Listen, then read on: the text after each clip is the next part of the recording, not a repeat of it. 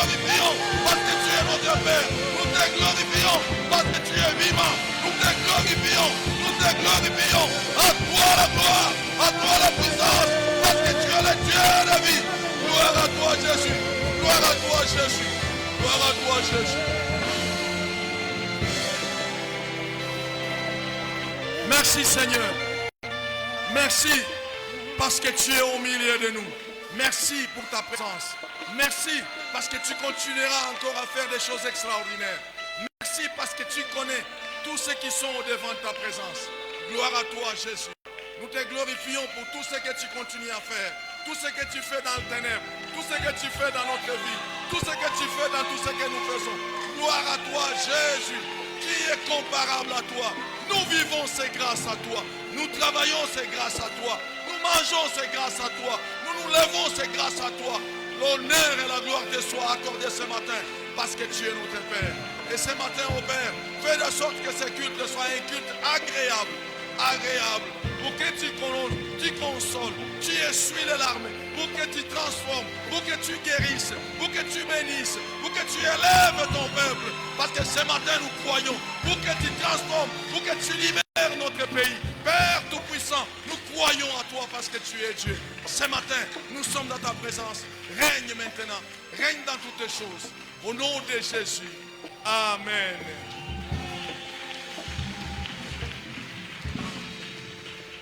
Amen, amen.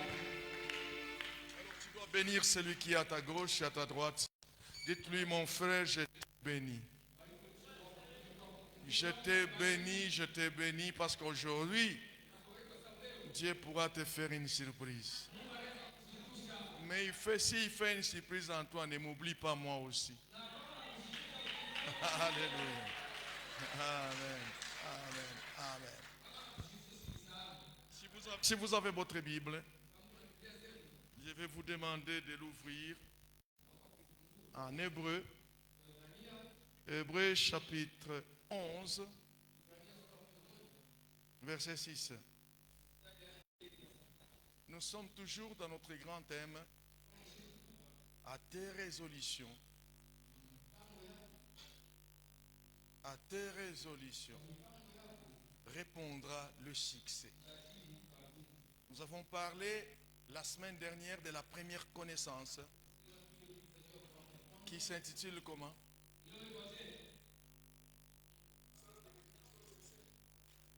La puissance des résolutions sincères. C'est ça la première connaissance de ces grands thèmes. Ces grands thèmes, c'est un thème qui amène le réveil spirituel dans ceux qui ont accepté de les servir.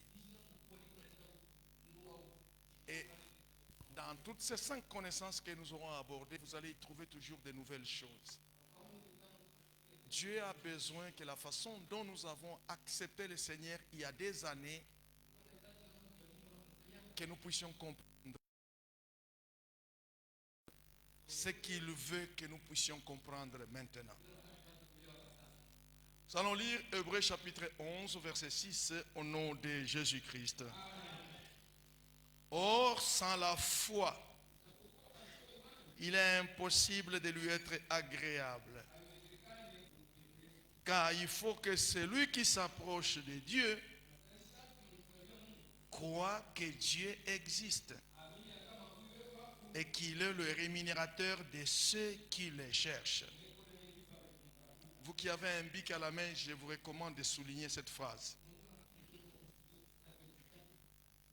Il faut que celui qui s'approche, vous soulignez, qui s'approche de Dieu, croit que Dieu existe. Soulignez, et qu'il est le rémunérateur de ceux qui le cherchent.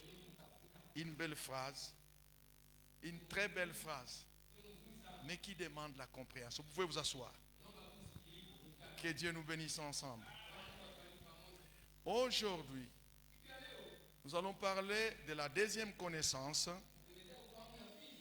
qui aura comme sous-thème la nécessité d'œuvrer. Non, d'œuvrer kutumika. La nécessité d'œuvrer avec foi et persévérance. la nécessité d'œuvrer avec foi et persévérance. C'est la deuxième connaissance du grand thème. À tes résolutions répondra le succès. Priez pour nous pour que nous puissions transmettre fidèlement cette parole. Car ce temps, ce n'est pas un temps d'écouter la parole avec des pincettes. Dieu est descendu pour nous prévenir et Dieu veut que nous soyons les siens. Bien-aimés dans le Seigneur, nos résolutions d'œuvrer pour le Seigneur, pour le Seigneur doivent être accompagnées de foi et de persévérance. Prendre une résolution, c'est un pas de foi. Dans ce thème, il y a beaucoup de choses que nous pouvons parler parce que les résolutions concernent tout d'abord spirituellement et alors la suite.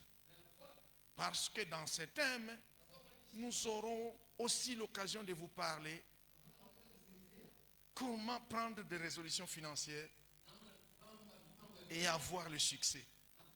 Mais sans le spirituel, ça ne marche pas. C'est pourquoi nous parlons d'abord du spirituel. Prendre une résolution, c'est un pas de foi. Vous savez, mes bien-aimés dans le Seigneur, il y a une compréhension que l'apôtre nous a transmise dans ce que nous venons de lire. Qu'est-ce qu'il dit? Or, sans la foi, il est impossible de lui être agréable. Être agréable à Dieu. Car il faut que celui qui s'approche de Dieu croit que Dieu existe et qu'il est le rémunérateur de ceux qui fait quoi? Qui les cherchent. Mais bien-aimés dans le Seigneur.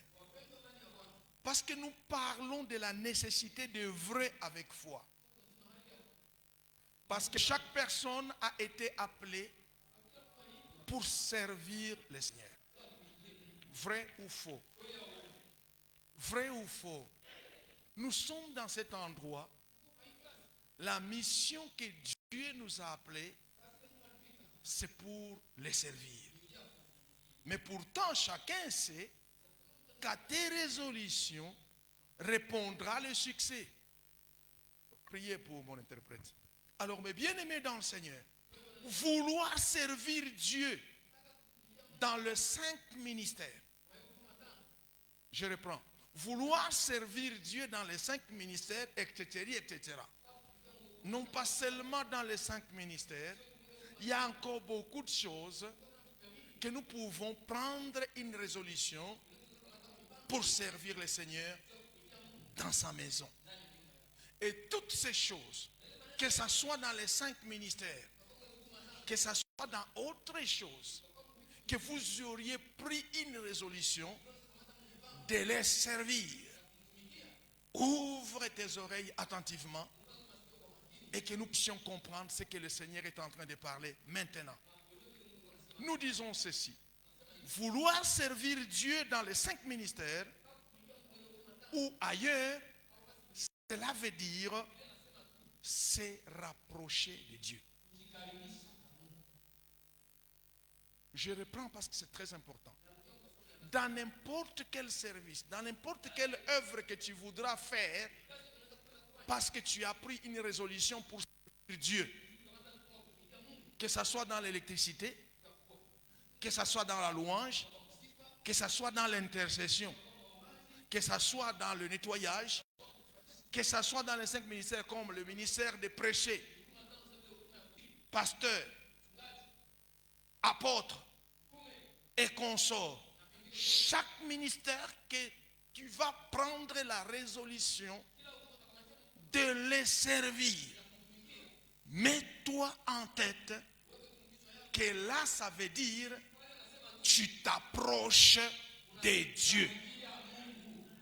La phrase n'est pas encore terminée parce qu'aujourd'hui, plusieurs personnes disent « Je sers le Seigneur en intercession ».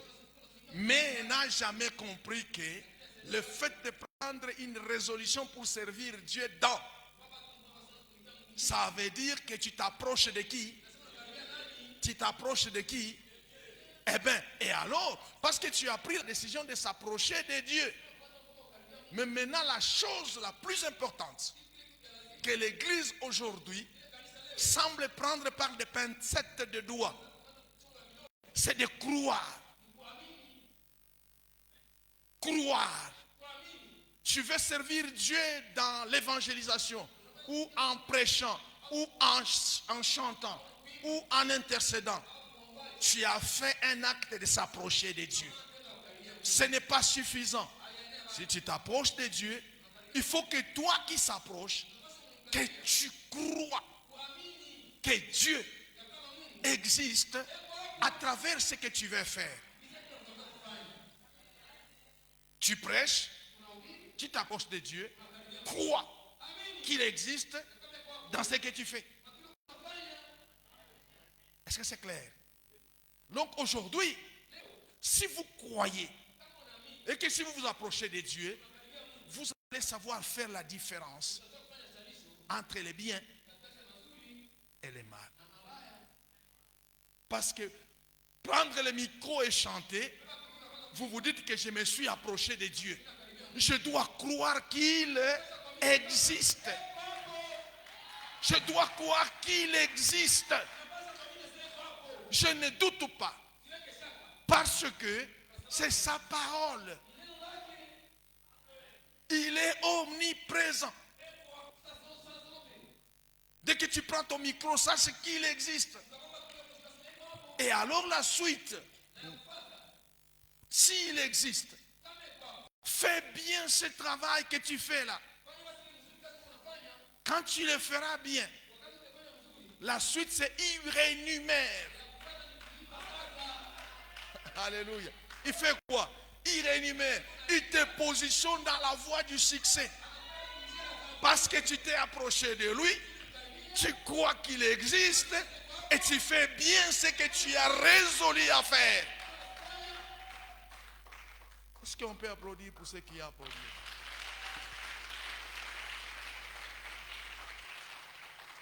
Alléluia. Alors mes bien-aimés dans le Seigneur, chaque œuvre ou travail que tu fais pour Dieu te rapproche de lui.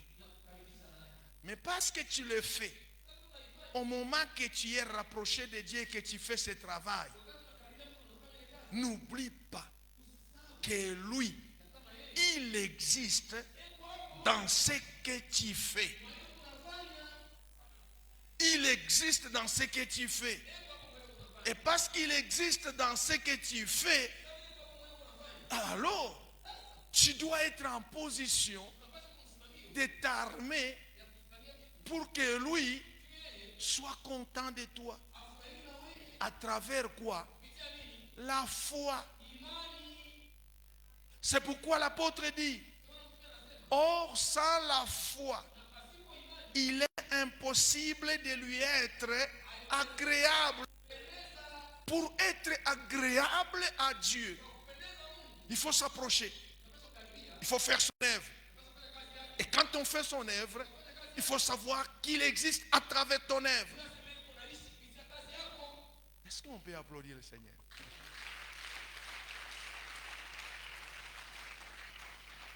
Bien-aimé dans le Seigneur, aucune bonne œuvre ne peut compenser un manque de foi. Parce que quand on dit ayez la foi, non, la chose la plus importante, c'est réaliser que ce que tu as résolu à faire là, c'est là où il se trouve. Dieu se trouve dans le travail que tu torchonnes là. Tu dois croire. Dieu se trouve dans les câbles que tu peux arranger là. Dieu se trouve dans la caméra ou dans les autres choses que vous faites là. Dieu se trouve dans ton, dans ton drum ou ton tambour ou autre chose. Parce que ces choses que nous utilisons, nous le savons que ce sont des choses qui ont été consacrées à qui? Dieu se trouve dans cette chaise où tu es assis. Alors prépare-toi bien. Prends une résolution. Et cette résolution que tu vas prendre là-bas, sache qu'il existe. Et s'il existe comme tu le crois, fais bien ce que tu dois faire. Lui, il va te payer. Alléluia. C'est pourquoi, mes bien-aimés dans le Seigneur, aucune bonne œuvre ne peut compenser un manque de foi. Il ne faut pas faire l'œuvre de Dieu sans foi. La foi, c'est ce que tu crois, que ce que tu fais, Dieu existe. Est-ce qu'on peut applaudir pour celui qui a dit Amen? C'est exactement la parole de Dieu. Parce que ce que tu fais, ce n'est pas pour toi. C'est pour qui? Eh bien, fais en croyant qu'il est là. Si tu croiras qu'il est là, eh bien, si tu fais une bonne chose, ton œuvre devient une bonne œuvre. Sois rassuré par la foi que tu seras rémunéré. C'est-à-dire, tu auras du succès dans ce que tu fais. En réalité, quand un homme, maintenant il faut que je parle de l'autre côté, quand un homme refuse de croire en Dieu, alors automatiquement, il est traité de menteur. Beaucoup de chrétiens, ils font l'œuvre de Dieu sans croire que Dieu existe. Parce qu'ils ont refusé de le croire, ils ont des raisons. Ils disent non, mais ils priorisent tout d'abord le travail, Emmanuel, le travail c'est qu'il y ait. Parce que ce que tu fais, tu ne crois pas que Dieu existe. Non, disons un peu.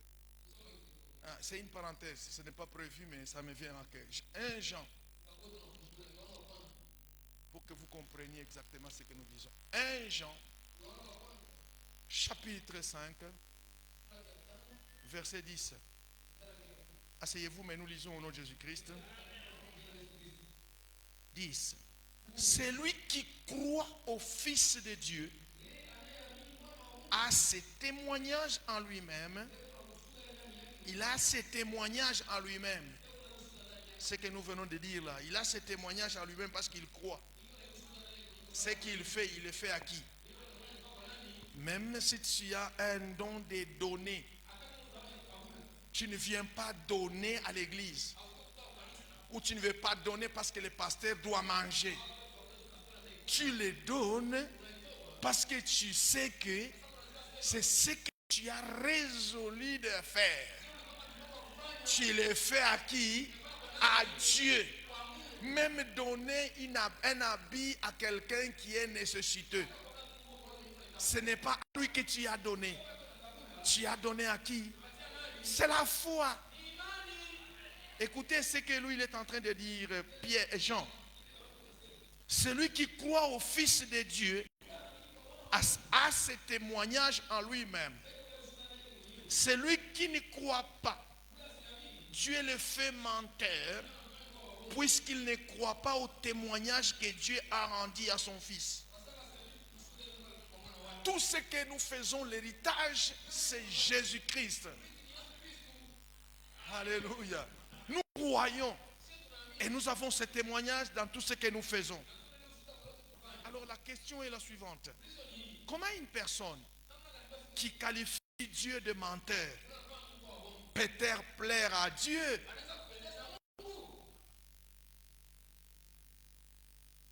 Si tu qualifies de menteur, tu ne vas pas le plaire.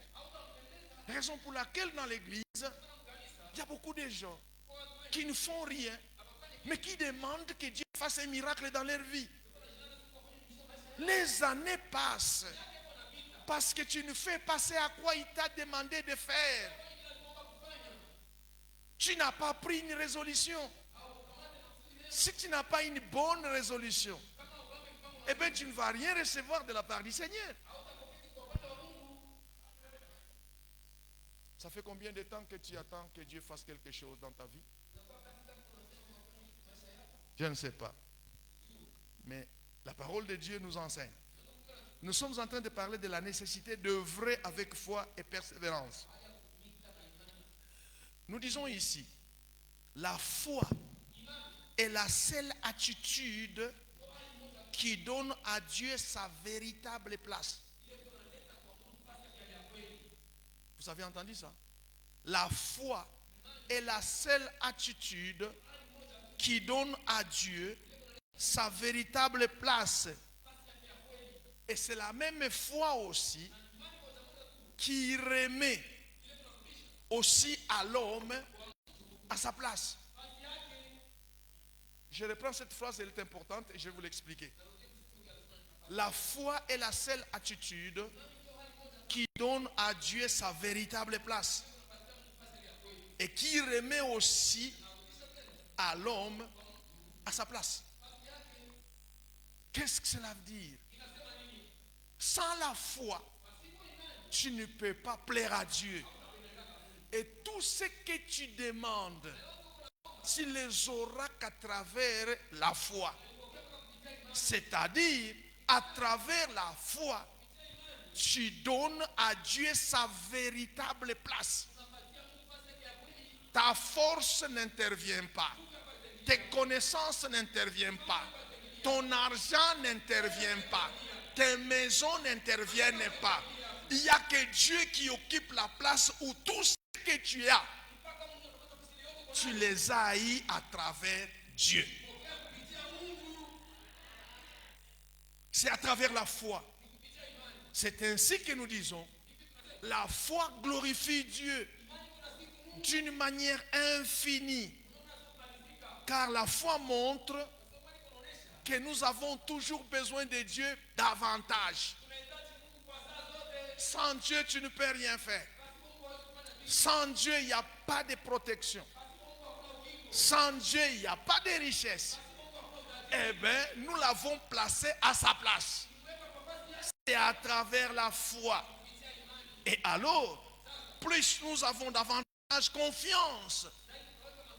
Nous avons davantage confiance à sa façon de voir qu'à la façon dont nous voyons.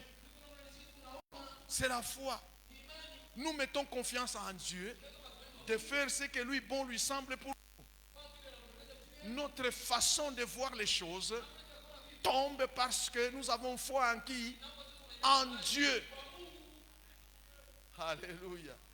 Alors c'est pourquoi, mes bien-aimés dans le Seigneur, chaque travail que tu fais pour le Seigneur, approche-toi à lui.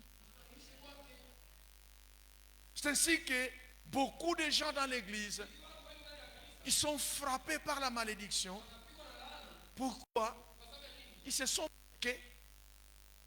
moqués des hommes et des femmes qui se sont approchés sincèrement de Dieu et qui servent Dieu sincèrement par la foi, mais ils commencent à se moquer d'eux.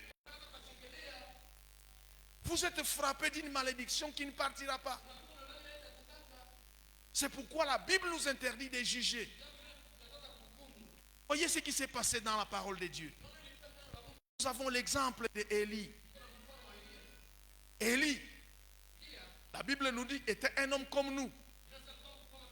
Mais écoutez ce qui s'est passé. Parce qu'il s'est approché de Dieu. Il a donné sa foi en qui?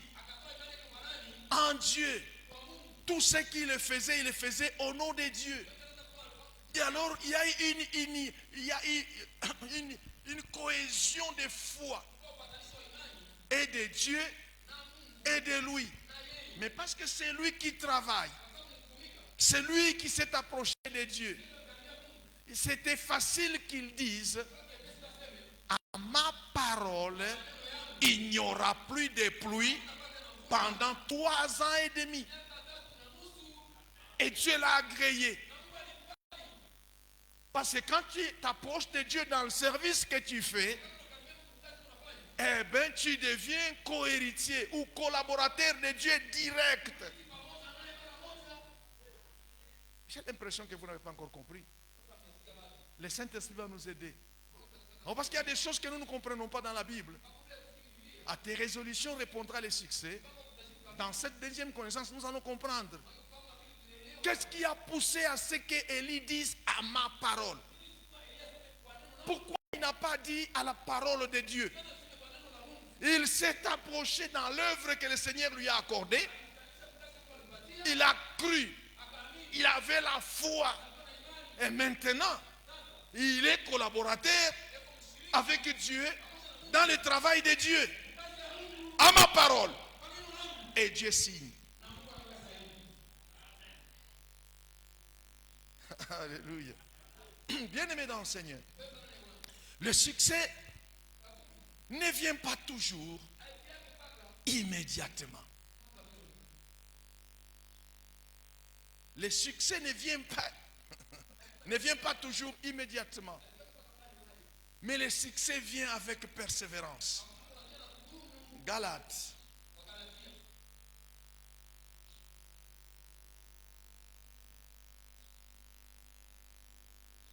Galates chapitre 6. Voilà.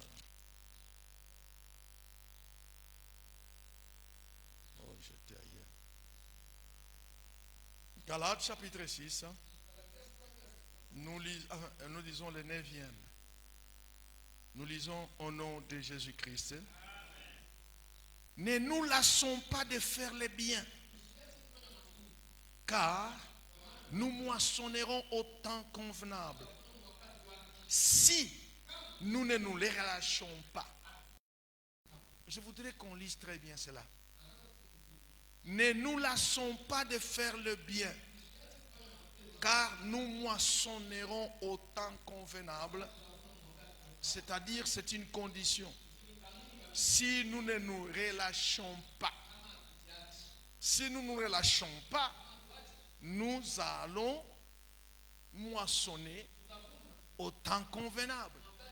Mais si nous nous relâchons, nous n'allons pas moissonner. C'est ce qui s'est fait aujourd'hui dans la vie des chrétiens. Tu as reçu la parole de Dieu. Le Seigneur a parlé dans une prière.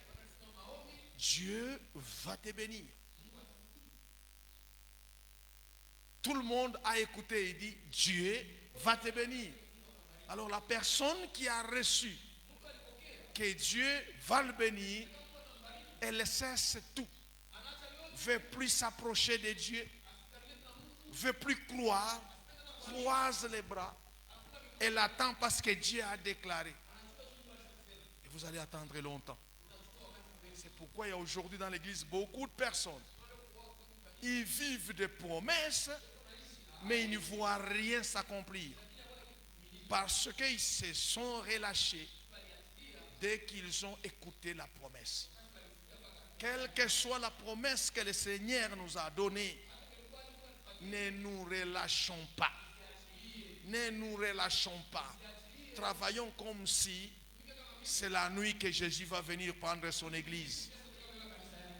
Travaillons durement. Ne nous conformons pas au siècle présent. Parce que nous, le Seigneur, nous avait déjà tiré de ce siècle du monde. Mais bien aimés dans le Seigneur, c'est pourquoi Paul nous exhorte à la lecture que nous avons lue à ne pas nous lasser. À ne pas nous lasser de faire du bien. Faire du bien, c'est continuer à faire ce à quoi Dieu t'a appelé à faire. Parce qu'aujourd'hui, nous semblons limiter cela. Nous croyons que faire du bien, c'est seulement donner ou... Non, faire le bien, c'est le travail que tu as résolu à faire pour le Seigneur. Parce qu'il y a dans les 5 ministères, il y a aussi autre chose qu'on peut faire.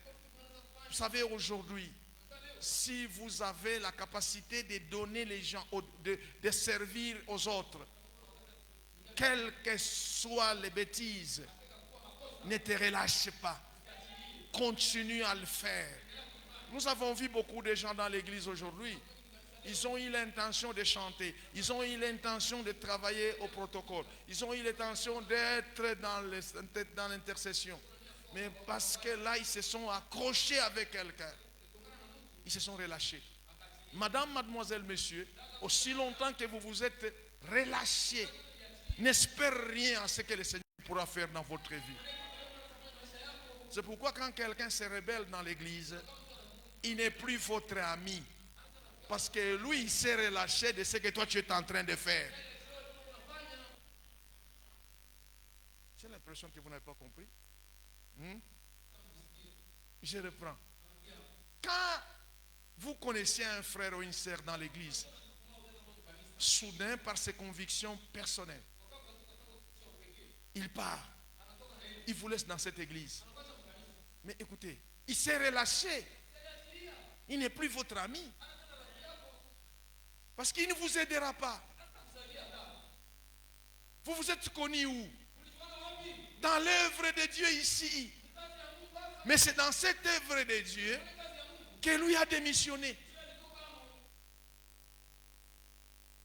Il n'est plus ton ami. D'ailleurs, n'allez même pas le voir. Ce n'est plus ton ami, il ne va pas t'aider. Ne partage pas sa souffrance avec toi. Même si cette personne-là t'aidé financièrement, laisse-la partir. Toi, continue à espérer. Et Dieu te donnera encore une autre occasion. Non, c'est vrai, parce que nous voyons aujourd'hui, certaines personnes ont démissionné et sont parties, mais d'autres personnes deviennent maintenant la porte d'information. Qu'est-ce qui se passe encore au buisson Adam? Oh, aujourd'hui, il y a eu ceci. Non, tu n'es pas un rapporteur, celui-là a démissionné. Mais dans sa bouche, il n'y a pas de bonnes choses pour ton œuvre. Dans sa bouche, il critique ton œuvre. Comment tu vas te lier en amitié avec celui-là qui critique ton œuvre? Tu partages avec lui la malédiction. Bien-aimés dans le Seigneur, Dieu nous exhorte à ne pas nous lasser de faire le bien. Car au bon moment, nous moissonnerons si nous ne nous relâchons pas. C'est important. Il s'appelle Alpha et il s'appelle Oméga. Si tu as commencé avec lui avec Alpha, bats-toi pour que tu arrives à ton succès. Alléluia. Non, ne regarde pas personne. Chacun se bat pour s'approcher de qui? De Dieu. Chacun se bat pour croire. Ce que vous aviez compris, les autres ne le connaissent pas, mais vous, vous avez cette connaissance. Dieu nous encourage à être déterminés, quelles que soient les circonstances. Si mon frère a échoué, moi je me battrai nuit et jour et je vais réussir au nom de Dieu. Ce n'est pas parce que je l'ai trouvé en train de se plaindre. Oh non, dans l'église où je suis, ça ne marche plus depuis que je suis là. C'est son problème avec son Dieu. Toi, approche-toi de Dieu. Crois qu'il existe dans ce que tu fais. Ne te fatigue pas. Continue à hausser dur. Bosse, bosse, bosse. Il y a un temps, le Seigneur va t'accorder le succès. Bien-aimés dans le Seigneur, le succès est assuré si nous restons fidèles à nos résolutions, en s'appuyant sur la foi et la persévérance. Parce que mes bien-aimés dans le Seigneur, beaucoup ne savent pas recevoir. Ils ont très bien commencé au début.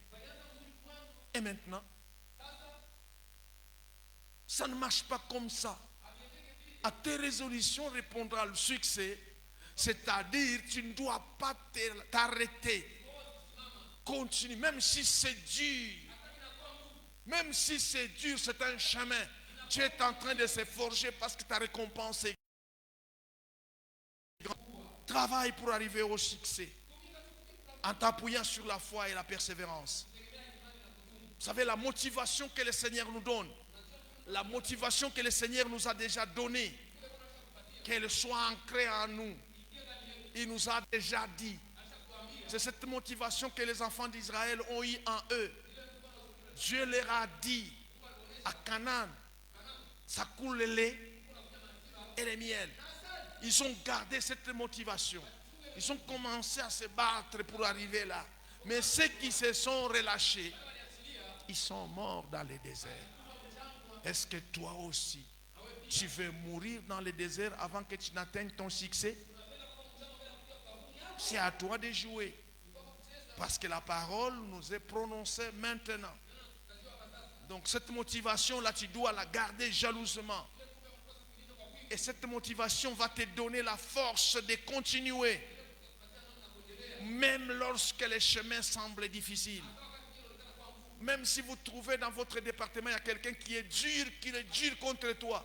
Ne le regardez pas. Tu as pris des résolutions pour être là. Fonce, même si c'est difficile, fonce. Parce qu'on ne peut pas manger du miel si on n'accepte pas d'être piqué par les abeilles. Parce que si tu as craint des abeilles, eh bien tu n'auras pas la récompense. Même si c'est dur, on te critique. Toi, fais ce à quoi le Seigneur t'a appelé. Fonce toujours, fonce toujours. C'est vrai, c'est difficile, mais fonce toujours. Même si les gens, à travers ce que tu fais pour le Seigneur, ils commencent à te juger, que tu fais ça pour te prévaloir, tu fais ça pour te montrer. Ne t'occupe pas de on-dit. Toi, approche-toi au Seigneur. Fais ce à quoi le Seigneur va dire. Et tu verras ton succès. C'est eux qui seront les premiers à t'applaudir parce que le Seigneur va te les rêver. Bien-aimés dans le Seigneur, en conclusion, que chaque résolution que nous allons prendre, parce que c'est pour le Seigneur, soit remplie de foi, soit remplie de persévérance. Car Dieu lui-même sait où il nous amène. Mais ce n'est pas aujourd'hui que vous allez planter votre maïs que vous allez la récolter. Il y a un temps pour tout. Et ce temps pour tout là, persévère dans la bonne voie. Persévère. Même si on te dit que tu es sorcier, mais que toi-même tu réalises que tu ne l'es pas. Même Jésus, on lui a appelé des sorciers. Mais il n'a pas arrêté ses résolutions. Tu ne dois pas arrêter tes résolutions parce que quelqu'un t'a dit que tu es Rose-Croix ou quoi que ce soit. Ici, nous sommes les enfants de Dieu.